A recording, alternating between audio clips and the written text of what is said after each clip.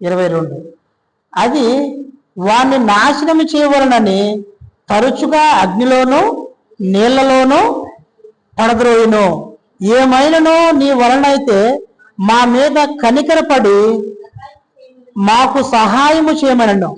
అందుకు యేసు, నమ్ముట నీ వలనైతే నమ్మువానికి సమస్తమును సాధ్యమే. ఏదైతే అయిపోద్దేమో అనుకుంటున్నాడో ఆ తండ్రితో చెప్తున్నాడు, ఏదైతే ఘోరం జరిగిపోతుందో, అతను నా కుమారుడు ఒకళ్ళు మరణిస్తాడేమో అని ఏ విధంగా సందేహపడుతున్నాడో ఆ తండ్రితో అంటున్నాడు, నమ్ముట నీ వలనైతే నమ్మువానికి సమస్తము సాధ్యమే.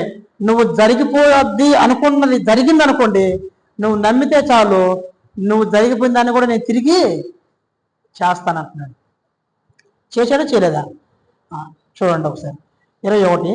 అప్పుడు ఆయన, ఇది వీనికి సంభవించి ఎంతకాలమైనదని వాని తండ్రిని అడుగుగా, అతడు బాల్యం నుండియే అది వాణ్ణి నాశనం చేయవలనని తరచుగా అగ్నిలోను నీళ్ళలోనూ పడద్రోయును.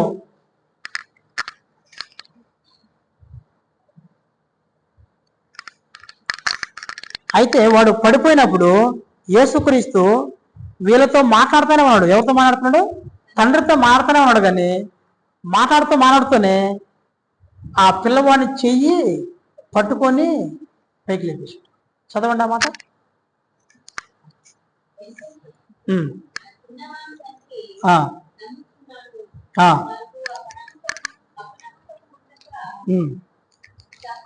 వెంటనే ఆ తండ్రి ఆ చిన్నవాని తండ్రి, నమ్ముచున్నాను ప్రభువా, నమ్ముచున్నాను, నాకు అపనమ్మకం ఉండకుండా సహాయం చేయమని బిగ్గరగా కేకలు వేసిను.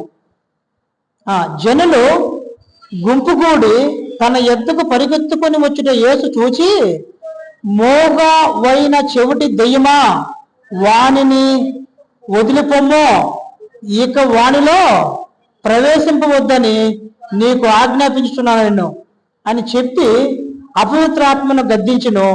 అప్పుడు అది కేకలు వేసి వారిని ఎంతో విలవిల్లాడించును, వదిలిపోయాను. అంతటా వాడు చచ్చిన వాని వలె ఉండెను.